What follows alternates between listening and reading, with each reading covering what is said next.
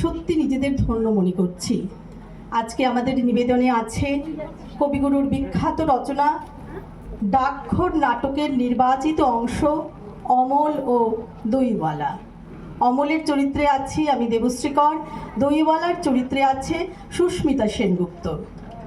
শারীরিক প্রতিকূলতার মধ্যে, ক্লান্তি ও অসহায়তার মধ্যেও অমলের মনটি কেমন উজ্জ্বল চঞ্চলতায় দেশ বিদেশ পরিক্রমায় ছুটে যেতে চাইছে, তারই আকুতি প্রকাশ পেয়েছে এই নাটকের প্রতিটি ছত্রে। শুরু করছি। গ্রাম ছাড়া ওই রাঙা মাটির পথ আমার মনে ভুলাই রে, গ্রাম ছাড়া ওই রাঙা মাটির পথ আমার মনে ভুলাই রে। দই দই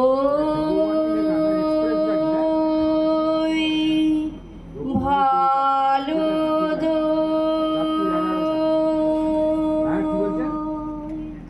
দইওয়ালা, দইওয়ালা, ও দইওয়ালা, ডাকছো কেন? দই কিনবে? কেমন করে কিনবো? আমার তো পয়সা নেই। কেমন ছেলে তুমি? কিনবে না তো আমার বেলা বইয়ে দাও কেন? আমি যদি তোমার সঙ্গে চলে যেতে পারতুম তো যেতুম। আমার মুক্তি আলোয় আলোয় এই আকাশে, আমার মুক্তি আলোয় আলোয়। আমার সঙ্গে? হ্যাঁ, তুমি যে কত দূর থেকে হাঁটতে হাঁটতে চলে যাচ্ছ, শুনে আমার মন কেমন করছে। বাবা, তুমি এখানে বসে কি করছো? কবিরাজ আমাকে বেরোতে বারণ করেছে, তাই আমি সারাদিন এখানেই বসে থাকি। আহা বাছা, তোমার কি হয়েছে?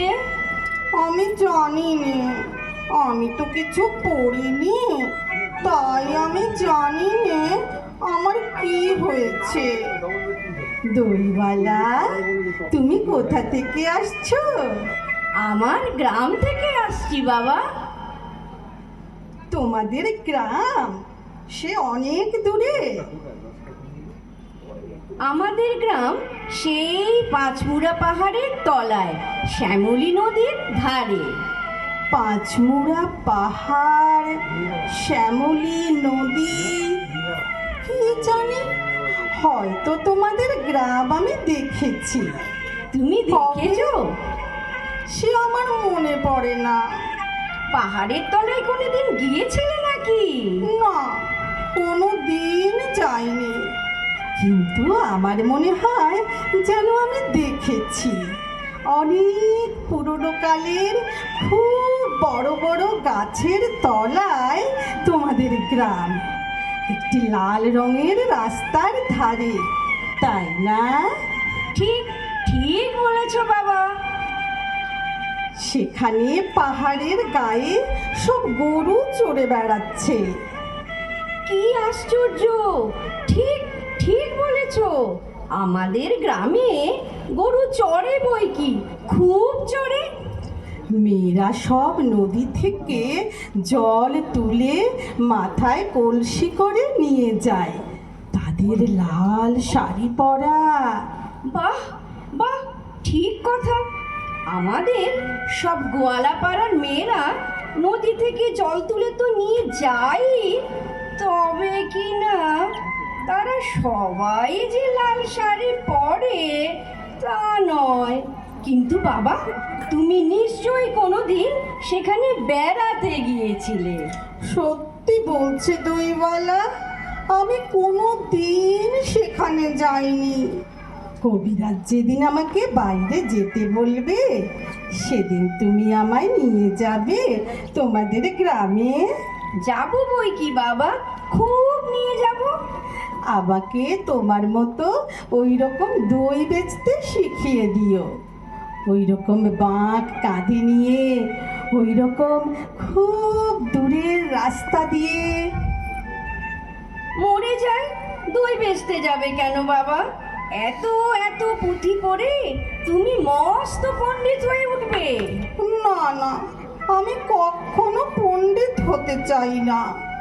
আমি তোমাদের রাঙা রাস্তার ধারে, তোমাদের বুড়ো বটের তলায় গোয়ালপাড়া থেকে দই নিয়ে এসে দূরে দূরে গ্রামে গ্রামে বেচে বেচে বেড়াবো।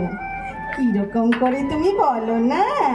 দই দই দই। আমাকে একটু সুরটা শিখিয়ে দাও না দইওয়ালা।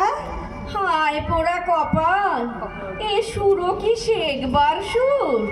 না না, ও আমার শুনতে খুব ভালো লাগে। আকাশের খুব শেষ থেকে যেমন পাখির ডাক শুনলে মন উদাস হয়ে যায়, তেমনি ওই রাস্তার মোড় থেকে ওই গাছের সারির মধ্যে দিয়ে যখন তোমার ডাক আসছিল, তখন আবার মনে হচ্ছিল, কি জানি কি মনে হচ্ছিল। বাবা, এক ভাত দই তুমি খাও। না না, আমার তো পয়সা নেই দইওয়ালা। না না না, পয়সার কথা বলো না। তুমি আমার দই একটু খেলে আমি কত খুশি হব। তোমার কি অনেক দেরি হয়ে গেল দইওয়ালা? কিচ্ছু দেরি হয়নি বাবা, আমার কোনো লোকসানও হয়নি। দই বেচতে যে এত সুখ, সে তোমার কাছে আমি শিখে নিলুম। এদিন আজি কোন ঘরে গো খুলে দিল দ্বার, আজি প্রাতে সূর্য ওঠা সফল হলো কার। এদিন আজি কোন ঘরে গো খুলে দিল দ্বার, আজি প্রাতে সূর্য ওঠা সফল হলো কার, সফল হলো কার, সফল হলো কার। ধন্যবাদ।